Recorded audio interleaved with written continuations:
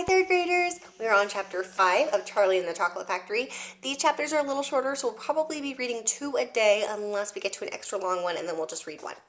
Today we're going to read chapters 5 and 6. Chapter 5 is called The Golden Tickets. You mean people are actually going to be allowed to go inside the factory? Cried Grandpa Joe. Read us what it says, quickly! All right, said Mr. Bucket, smoothing out the newspaper. Listen. Here's a picture of the evening bulletin, the newspaper. Mr. Willy Wonka, the candy-making genius whom nobody had seen for the last 10 years, sent out the following notice today. I, Willy Wonka, have decided to allow 5 children, just 5, mind you, and no more, to visit my factory this year.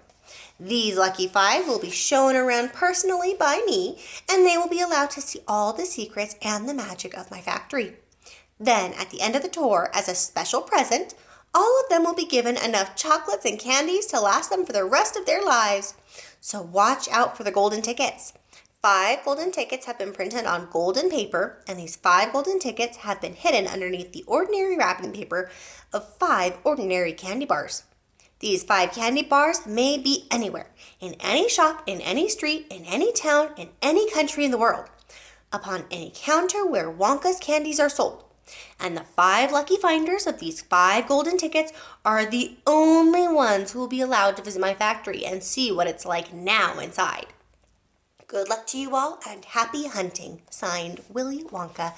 Here's the rest of it. They made it look like a newspaper clipping. How fun is that? The man's Dottie, muttered Grandma Josephine. He's brilliant, cried Grandpa Joe. He's a magician. Just imagine what will happen now. The whole world will be searching for those golden tickets. Everyone will be buying Wonka's candy bars in the hope of finding one. He'll sell more than ever before. Oh, how exciting it would be to find one.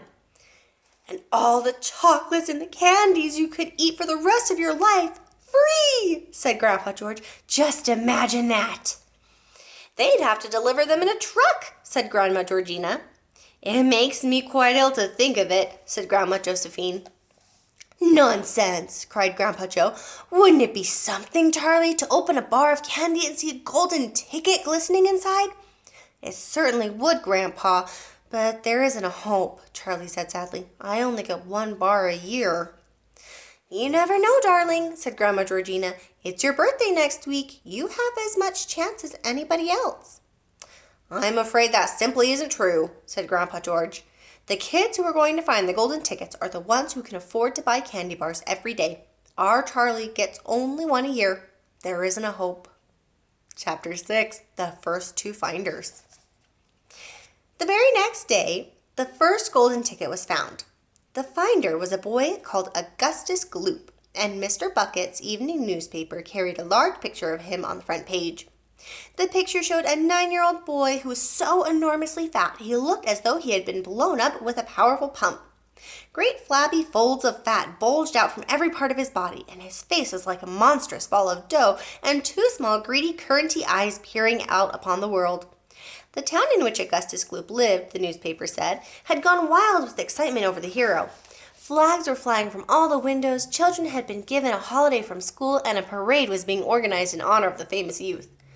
I just knew Augustus would find a golden ticket, his mother had told the newspapermen.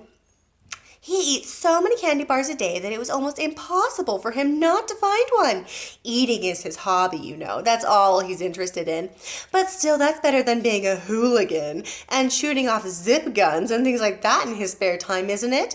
And what I always say is he wouldn't go on eating like that like he does unless he needed nourishment, wouldn't he? It's all vitamins anyway. What a thrill it will be for him to visit Mr. Wonka's marvelous factory. We're just as proud as can be. Oh my goodness, here they are. Augustus Gloop, and there's his mom. What a revolting woman, said Grandma Josephine. And what a repulsive boy, said Grandma Georgina. Only 4 golden tickets left, said Grandpa George. I wonder who'll get those. And now the whole country, indeed the whole world, seemed suddenly to be caught up in a mad candy-buying spree, everybody searching frantically for those precious remaining tickets. Fully grown women were seen going into sweet shops and buying 10 Wonka candy bars at a time, then tearing off the wrappers on the spot and peering eagerly underneath for a glint of golden paper. Children were taking hammers and smashing their piggy banks and running out to the shops with handfuls of money. In one city, a famous gangster robbed a bank of $5,000 and spent the whole lot on candy bars that same afternoon. And when the police entered his house to arrest him, they found him sitting on the floor amidst mountains of candy, ripping off the wrappers with the blade of a long dagger. In far-off Russia, a woman called Charlotte Rousset claimed to have found the second ticket, but it turned out to be a clever fake.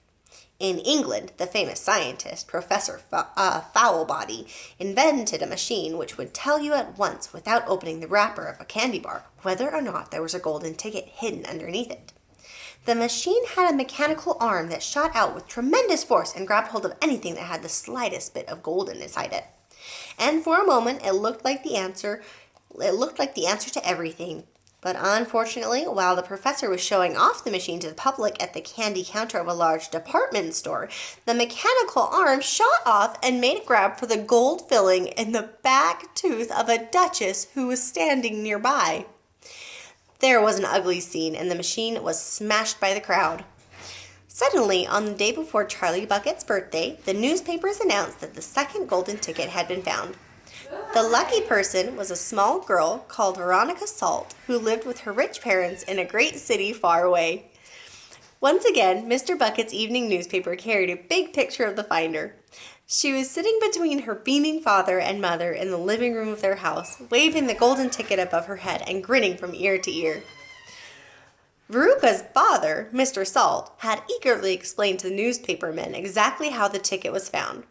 "You see, fellers," he said, "as soon as my little girl told me that she simply had to have one of those golden tickets, I went out into the town and started buying up all the Wonka candy bars I could lay my hands on. Thousands of them. I must have bought hundreds of thousands. Then I had them loaded onto trucks and sent directly to my own factory. I'm in the peanut business, you see, and I've got about 100 women working for me over my joint, shelling peanuts for roasting and salting. That's what they do all day long, those women. They sit there shelling peanuts. So I says to them, okay, girls, I says, from now on, you can stop shelling peanuts and start shelling the wrappers off these crazy candy bars instead. And they did. I had every worker in the place yanking the paper off those bars of chocolate full speed ahead from morning till night. But 3 days went by and we had no luck. Oh, it was terrible. My little Veruca got more and more upset each day, and every time I went home, she would scream at me, "Where's my golden ticket? I want my golden ticket!" And she would lie for hours on the floor, kicking and yelling in the most disturbing way. Well, sir, I just hated to see my little girl feeling unhappy like that, so I vowed I would keep up the search until I'd got her what she wanted. Then suddenly, on the evening of the 4th day, one of my women workers yelled, "I've got it, a golden ticket!" And I said, "Give it to me quick!" And she did, and I rushed home and gave it to my darling Veruca, and now she's all smiles and we have a happy home once again. Here's Veruca and her father in the peanut business, and it looks like her mother. "That's even worse than the fat boy," said Grandma Josephine. "She needs a real good spanking," said Grandma Georgina. "I don't think the girl's father played it quite fair, Grandpa, do you?" Charlie murmured. "He spoils her," Grandpa Joe said, "and no good can ever come from spoiling a child like that, Charlie. You mark my words." "Come to bed, my darling," said Charlie's mother. "Tomorrow's your birthday, don't forget that. So I expect you'll be up early to open your present." "A Wonka candy bar!" cried Charlie. "It is a Wonka candy bar, isn't it?" "Yes, my love," his mother said. "Of course it is." "Oh, wouldn't it be wonderful if I found the 3rd golden ticket inside it?" Charlie said. "Bring it in here when you get it," Grandpa Joe said. "Then we can all watch you taking off the wrapper." Okay, tomorrow we'll read chapter 7, Charlie's birthday. We'll see if he gets the ticket. I'll see you guys then. Bye.